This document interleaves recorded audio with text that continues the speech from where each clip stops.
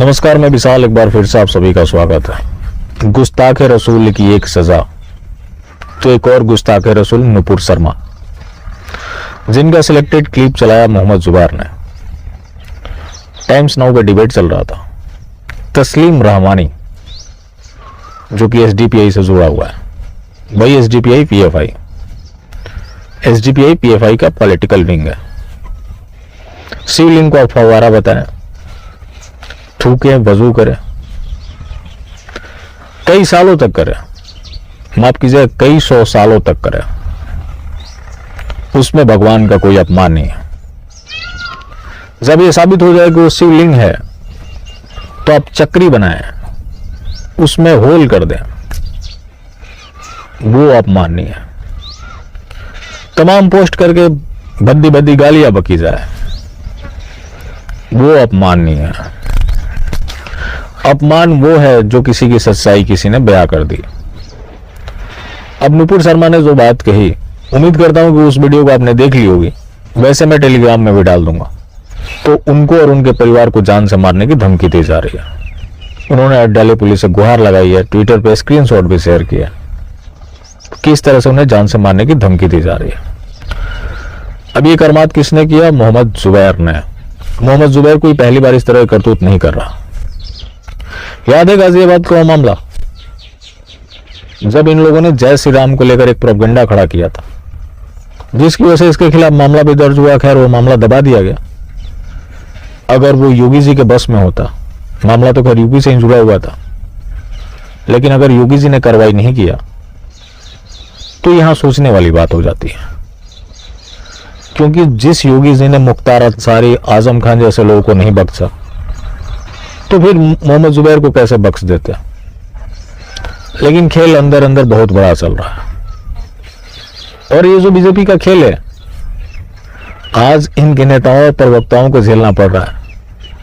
आने वाले समय में व्यक्ति व्यक्ति को झेलना पड़ेगा। और जो इन्होंने बीज बोया है, उसका जो पेड़ होगा वो बहुत ही जहरीला फल देने वाला है। इतना जहरीला कि वो भारत को समाप्त करके ही मानेगा। इनको जिस तरह से प्रश्रय दिया जा रहा है और जिस तरह से इनके कुकर्मों के ऊपर चुप्पी साधी जा रही है, जिस तरह से इन्हें वजीफा बांटा जा रहा है, ये देश के लिए अच्छे संकेत नहीं है।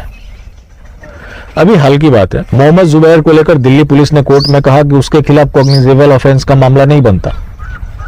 दिल्ली पुलिस किसके अंतर्गत आती है? गृह मंत्री अमित शाह।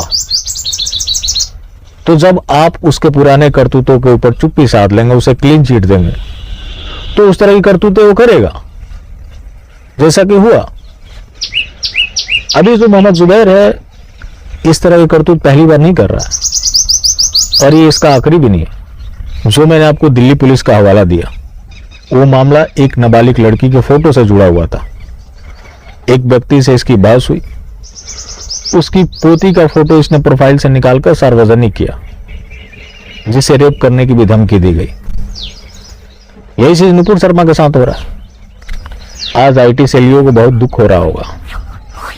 याद कीजिए, वो दिन भी उसने ऐसा ही एक एडिटेड वीडियो चलाया था यतीन और सिंहानंद गिरी का, जिसके खिलाफ कई तथाकथित हिंदुवादी जैसे कपिल मिश्रा ने मोर्चा खोल दिया, शेफाली वैद्या ने मोर्चा खोल दिया, इसके पूरे आईटी सेल ने मोर्चा खोल दिया। वो एक बग्गा है जो यतीन और सिंहानंद गिरी जी को फ्रॉड बोल रहा था। आज उसी जुबैर ने इनके नेता के खिलाफ मोर्चा खोल दिया। तो उनके निशाने पर हर कोई है। जितनी मर्जी आप चरण वंदना कर ले, जितनी मर्जी खुशाबंदी कर ले, बचने वाले कोई नहीं है। और ये लोग जो खेल किए हैं, इसका भुक्तभोगी भारत का बच्चा बच्चा होगा। रही बात नुपुर शर्मा की, तो वो एक ब्रेव लेडी है। उसके बावजूद भी उनके ऊपर इतना दबाव बनाया जाएगा, इतनी धमकी दी जाएगी कि भारतीय जनता पार्टी उनसे माफी मंगवा देगी। तेजस्वी सूर्या का मामला आपको याद होगा। और तेजस्वी सूर्या क्यों, बाकी जो इनके हिंदुत्व के चैंपियन चेहरे थे, आज वो भी सबका साथ, सबका विकास, सबका विश्वास और प्रयास की बात कर रहे हैं। कभी आप सुनते हैं कि वो हिंदुत्व की बात कर रहे हो? उनको किनारे लगा दिया गया। नुपुर शर्मा के साथ भी यही होगा। इनसे माफी मंगवा दी जाएगी। माफी मांगने के बाद भी ये बचने वाली नहीं है। पार्टी इनको साइडलाइन कर देगी। इनका ट्रैक रिकॉर्ड यही रहा है। बाकी जो मजहबी जमात है उसने इनके खिलाफ मोर्चा खोल ही रखा है, चाहे ट्विटर पे अरेस्ट नुपुर शर्मा हो, या फिर उनको जान से मारने की धमकी देना हो, या उनके खिलाफ प्रोपेगेंडा खड़ा करना हो, या फिर बीजेपी के ऊपर दबाव बनाना हो। और बीजेपी एक ऐसी पार्टी है जो लोग दबाव बनाते हैं तो आराम से झुक जाती है। जो पार्टी विरोध को देखते हुए संसद से पारित कानून को लागू नहीं कर पाई, क्या लगता है कि नुपुर शर्मा के खिलाफ लोग मोर्चा खोलेंगे और वो पार्टी अपने स्टैंड पर उनको कायम रहने देगी? उनसे भी माफी मंगवा दिया जाएगा कि मेरी बातों से किसी की भावनाएं आहत हुई है तो मैं माफी मांगती हूँ। उस माफी से ज्यादा बात नहीं बनने वाली है। ये लोग तो एक ही चीज जानते हैं, गुस्ताखे रसूल की एक सजा, सरतन से जुदा, सरतन से जुदा। जैसा कि पहले महामंडलेश्वर यति नरसिंह आनंद गिरी के साथ हुआ, आज इनके साथ हो रहा है, जबकि बीजेपी की राष्ट्रीय प्रवक्ता है। तो सोचिए कि आम लोगों के साथ क्या होता होगा। तो आज बीजेपी का नेता हेल्पलेस है। बीजेपी के नेता को इतना खतरा है जो काउंटर नहीं कर सकता, तो अन्य लोग कैसे झेल रहे होंगे? तो स्थिति बहुत गंभीर है। बाकी जो मैंने बोला है आप देखिएगा, ये जल्द ही आपको परिणाम देखने को मिलेंगे। हो सकता है कि अभी मैं आपसे बात कर रहा हूं, जब तक ये वीडियो अपलोड हो तब तक नुपुर शर्मा माफी भी मांग चुकी हो। वो खुद तो नहीं मांगेगी, लेकिन अब पार्टी का दबाव होगा तो क्या करेंगे, मांगना ही पड़ेगा।